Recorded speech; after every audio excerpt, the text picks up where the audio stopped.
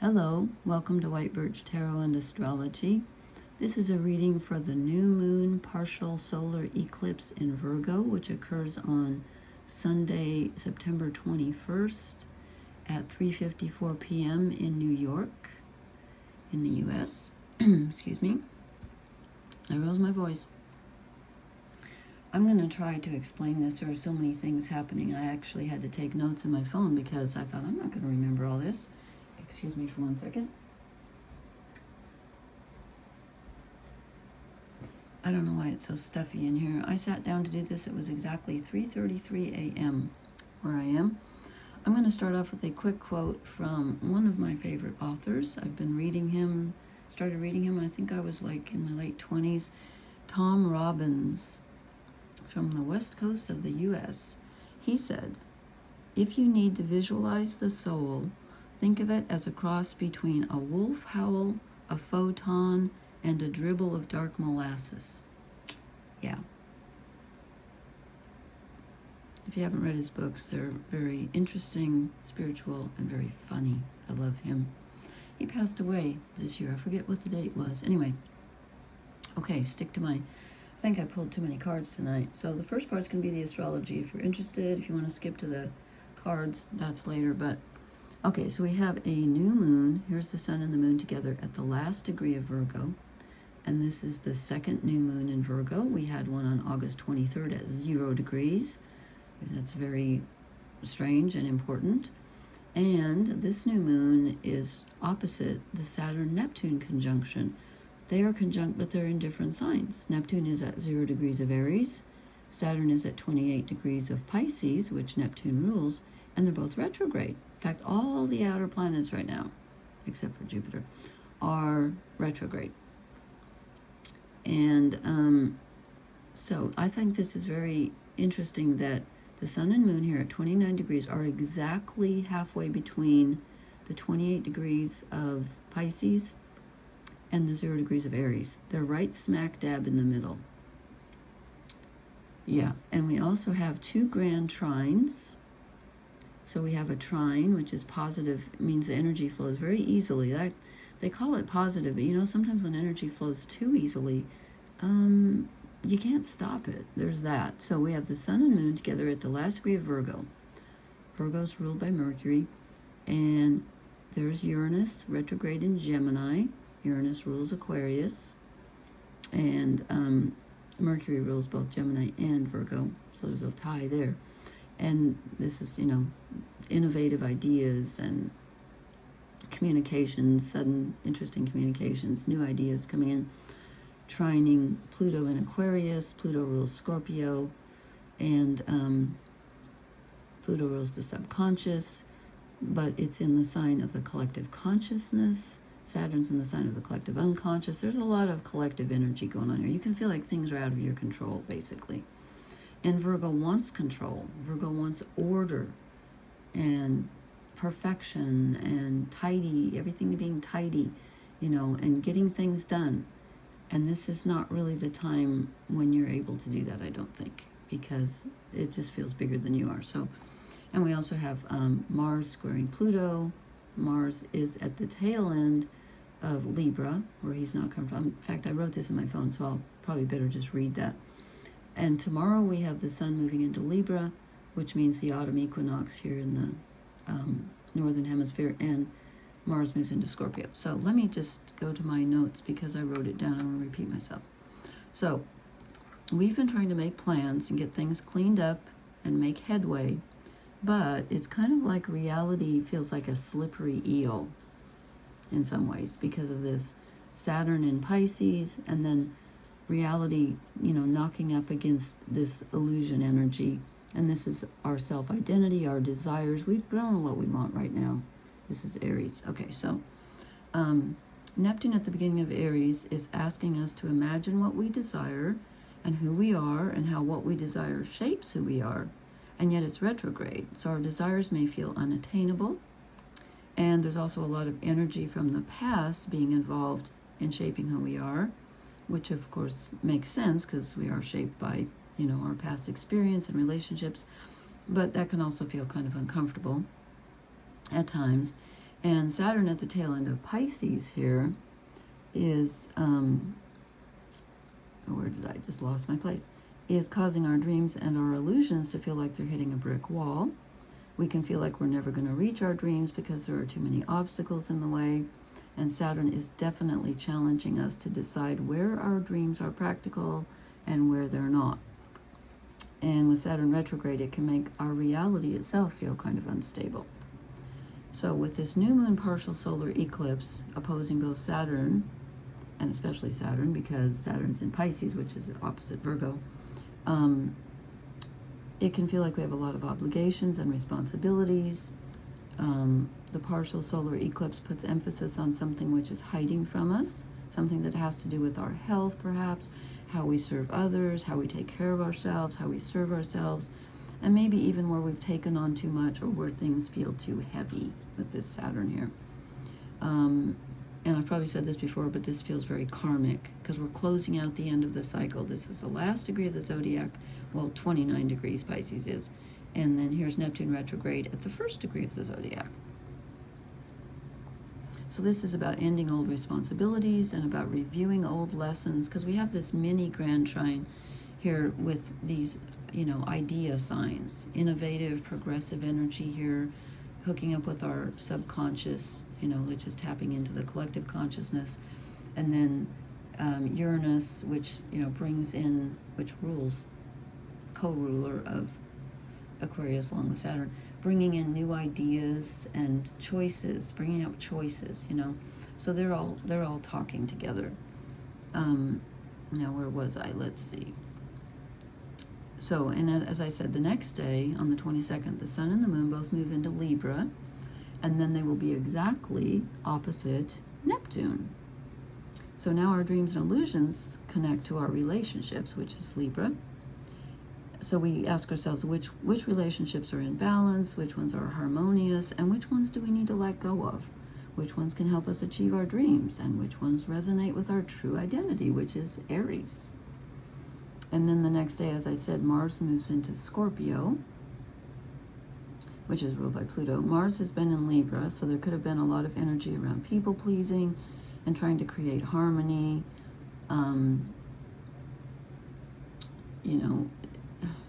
which isn't easy right now. And there might have been some hesitation or anxiety about expressing yourself in relationships and maybe even being afraid to make people angry. But when Mars moves into Scorpio, I hope you can see that. It always looks bigger when I see this after it's posted.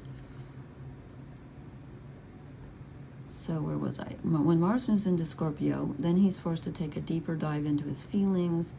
And there's also the desire to know deep feelings of others, the desire to make intimate connections.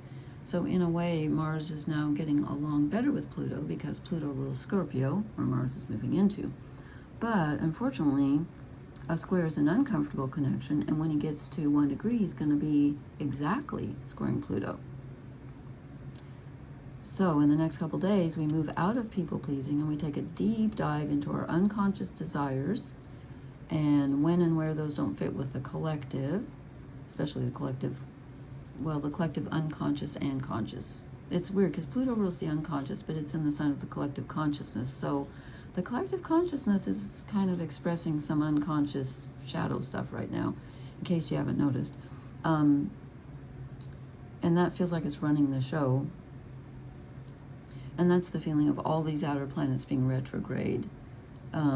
And these planets in the mini grand trine, as I said, can make it feel like our personal will is not able to accomplish anything because there are bigger forces at work, but we always have free will. And Venus has recently moved into Virgo, which I think will kind of help to rebalance any issues around order or planning, or maybe even our personal health that might have been feeling kind of a little bit maybe out of control between these two new moons, or just kind of difficult to get a handle on. And of course this will resonate longer than the new moon. And we have these two grand trines. Okay, so this one's all air with Mercury, Pluto, and Uranus, like and then this one is air, earth. So let me see what I've written here because there's just too much. So when the sun and move into Virgo, okay, never mind. So this grand trine in the air signs brings in a lot of thought process. So we're going to have a lot of communication, revising our ideas, reevaluating relationships and how we communicate, how people communicate with us. There can be a lot of communication going on. And again, I think relationships and the way we've related to others in the past are going to come up too. It's a very powerful and busy time. And Venus is squaring Uranus in Gemini, which means that the ways in which we want to care for ourselves and others, and the way in which we want our relationships to be tidy, have to be looked at differently. We have to reconfigure how we relate to people, how we serve people, and how we serve ourselves too. And how our past identity and our current identities, how that affects our path going forward, and how that's going to either reflect or not reflect our dreams and our current reality. It's kind of all mixed in. And this square, which is going to perfect and become exact in the next couple of days, can manifest some power struggles, both inside ourselves and also with others. And when I was thinking about this energy, the words stuck in the muck came to me. Because I don't know about you, but I've had this feeling of like, no matter which way I turn, no matter how I try to get things done, it doesn't turn out the way I thought it would. I really think this is at the top of this kite here. We have two kites, and Saturn conjunct Neptune are at the top of both of them. And with this new moon solar, partial solar eclipse being opposite this conjunction, I think that it just makes it feel more like it's out of our control. Nothing turns out the way we thought it would. But reality can feel very fluid right now. And that can be uncomfortable, but it can also work to our advantage because we have the opportunity to revision things. And again, with this partial solar eclipse, I feel like there's something we're not seeing that we need to see, and which I think we will see soon, and which then we get to process mentally, get to look at it through old eyes because it's retrograde energy, but new eyes also because it's this Uranus energy and the Aquarius energy. And the sun, when it moves into Libra, it's considered in Libra to be in its fall, which means it doesn't really like to be. It's funny because it begins fall here, but two different meanings are. It's in its fall, which is not its favorite place to be, because the sun is about shining our true self forward, being in ourselves, our true selves. And Libra's about others. We have to take other people's thoughts and feelings into consideration. And it's not really bad or anything, but it means we don't get to do exactly what we want. So if you have any planets at the end degrees of the mutable signs, which are Gemini, Virgo, Sagittarius, Gemini, Virgo, Sagittarius, and Pisces, or any planets at the very beginning degrees of the cardinal signs, which are Aries, Cancer, can you see this here, Libra, and Capricorn, then you might feel this even more, because this is all happening in the mutable sign of Virgo and Pisces and the cardinal sign of Aries. So, and actually there's some energy going on here in the, let's see, that's mutable, but this one is, I just lost my, cardinal, fixed.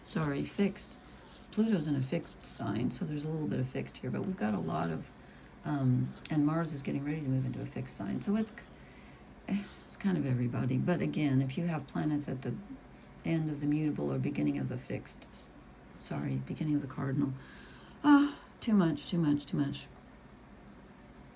So, and I feel like with this going on here, with this at the last degree of the sign, and opposite the literally almost the last degree of the entire zodiac and the first degree of the entire zodiac, I feel like we are able to access different timelines. I don't know about you, but I've been feeling really like I'm connecting with almost like my childhood energy and then future energy too. It's really weird. I feel like I got one foot in each camp here. And also I got this weird image of like pretend there's a hole in the wall and you stick your hand in it and there's an area in there where you're making a statue or something with your hand. You're creating something out of clay, but you can't see what you're making because your hand's behind the wall. And then after this eclipse goes, happens and everything, the statue's made, and then we get to process. Somehow we start seeing what our hand made. I don't know why that came to me, but I just did. So, whatever. I do not know. Okay, now we're getting to the cards. And I've probably pulled too many, first of all.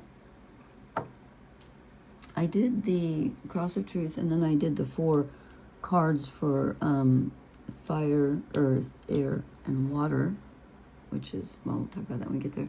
And then I pulled some shadow cards, so I probably pulled too many. But I said, okay, this is the Mythic Tarot by Liz Green. I said, you know what, let me get focus up here. I said, okay, this is our overall energy. Phew, this is us diving into the subconscious.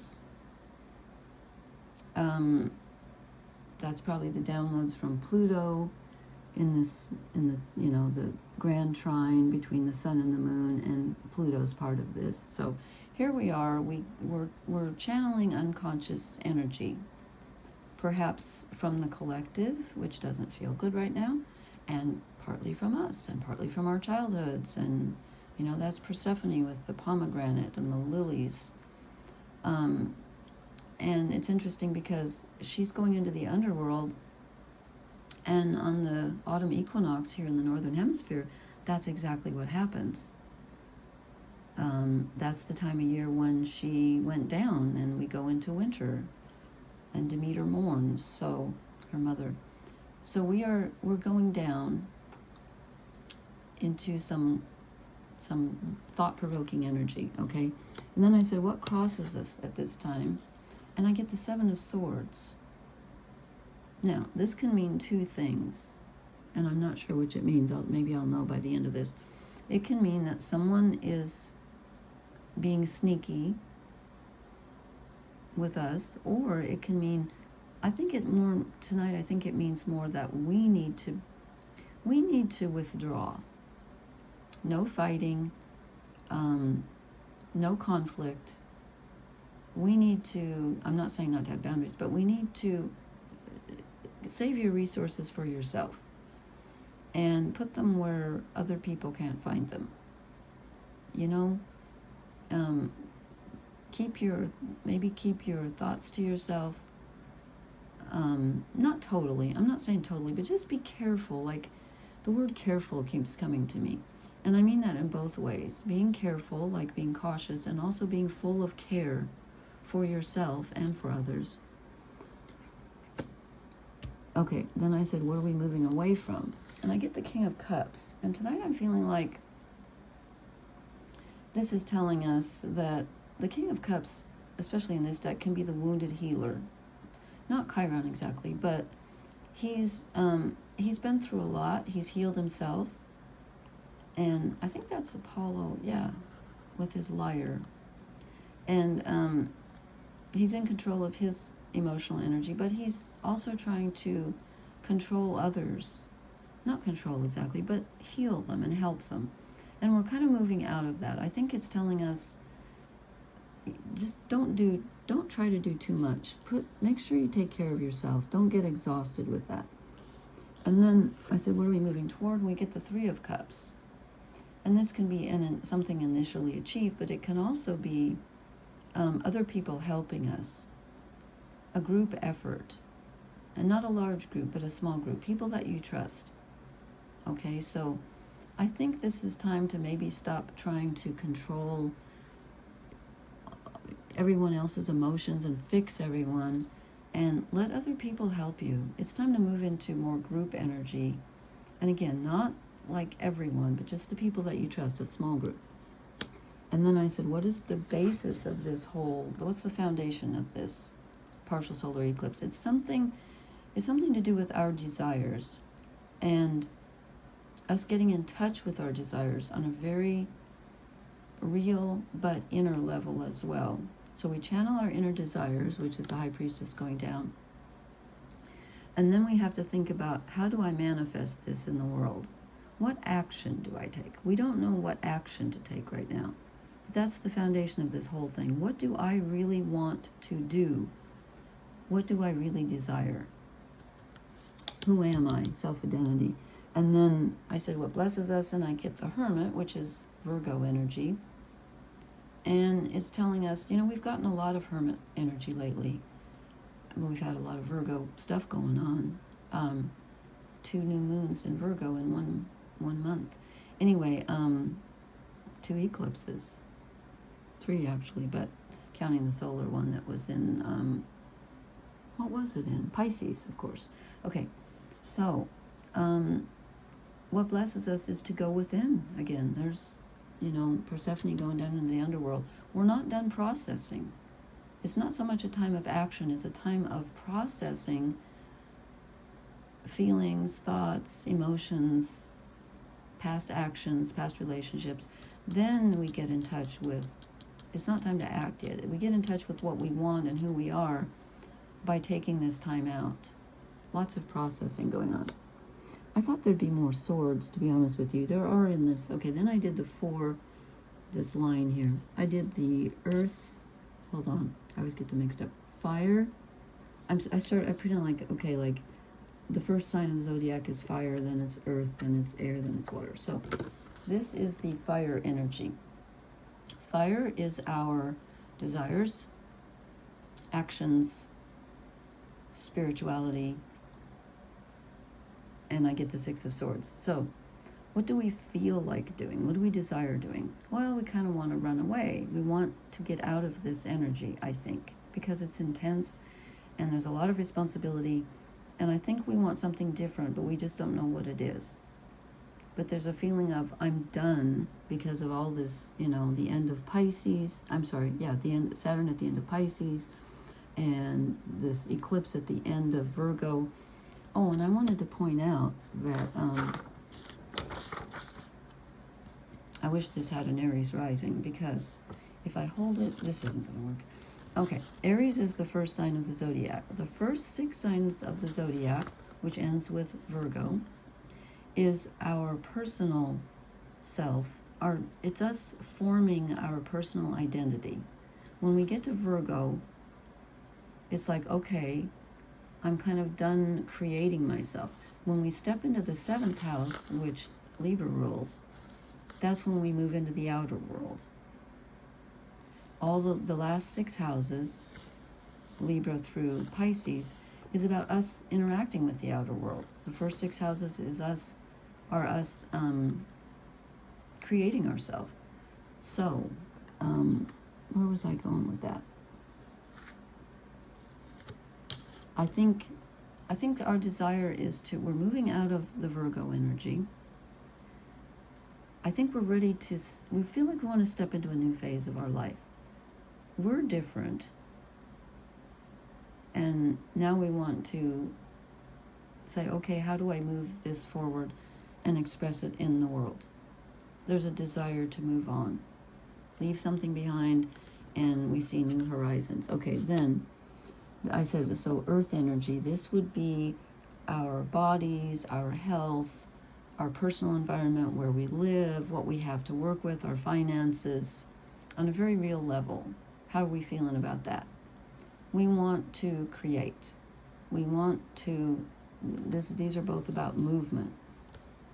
We feel like rushing forward physically. You might feel less physically tired than you have lately. You just feel like you want to do something. You want to create. You want to be creative and bold and do something. Is this the time to do that? Well, with the Hermit blessing us and us going down in the underworld, maybe not quite yet, but there's a feeling of like, you know, I want to do something. You could feel a bit impatient with this energy. And then this is our mental energy, because this is the 3rd So this is thoughts and communications, ideas. The Three of Wands, again, there's a connection with others. It's about getting some ideas from other people. You don't have to do this all by yourself. And also considering other people's ideas, they're just as valid as yours sometimes. So yeah, there's a sharing going on here with the Three of Cups and the Three of Wands. I think it's time for you. It's weird because we get the Hermit. That's about being alone. But this is about you processing what you're learning. You do that on your own. But it's time to accept some help. Some ideas from other people and some emotional help from other people. Okay? And then 2 cards kind of came out for this would be our emotional energy, cups, waters. And I get the Queen of Swords. This is about being idealistic, sticking to your vision. You want to express your emotions, and you want to be in control of them. And I just feel like you want to stick to your ideals. You don't want anybody crossing your emotional boundary. It's about honoring your ideas and making them equal to your emotions, making your emotions equal to your ideas, because this was the emotional pile, or the emotional slot. And it came out with the 2 of Cups. So here we go again about, if this is the emotional slot, I hope this is making sense. I did fire, earth, air, water. Are the water cards, our emotional cards. We want connection. And when Mars moves into Scorpio, we're really going to want intimate connection. We want a bond. We can feel kind of lonely with all this hermit energy we've had. So we want some connection, and I think we're going to get it, actually. And I think it'd be a really good idea. And again, be careful. Make sure that it's people you trust. You don't want flighty, surface relationships at this time. Then I drew 2 shadow cards. I drew the Fool. I said, what are we not seeing? I feel like we're not seeing the way forward because it's not quite created yet. It's a possibility. It's not quite created yet.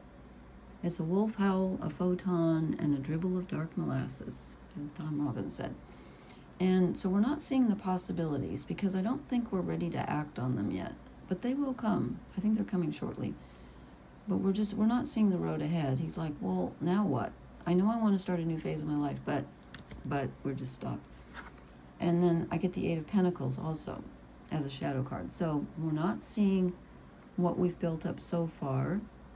We're not seeing exactly what we want to work on or what we should be working on. And I feel like this is telling us that there's something that we've either started in the past or we've thought of starting in the past that we need to continue with. There's something we're missing that we used to do, or that we used to love to do, or something we started, and we need to keep working on it. But we're not seeing that. We're not doing it. Maybe we've been spending too much time trying to heal other people or take care of other people. Now we're at the end of Virgo. It's like, okay, yes, we want to always be of service, but it's time to figure out, what do I want that would really help me express my identity, my true self. Okay, I think that's enough cards. I've gone on for almost 29 minutes here. Anyway, I love to read your comments. Please let me know how this energy is treating you. I think this is like massively, it may not feel life-changing overnight, but it is about our identities, our path forward, and how we serve ourselves, how we serve others, how we serve the collective, and how transforming our own, the way we treat reality and our own selves and everything, how that really spreads out like a ripple effect, and it affects all of us because we're all connected in the web. Okay, thank you so much. Please hit the like, share, and subscribe buttons, and I will talk to you later. Blessings. Good night.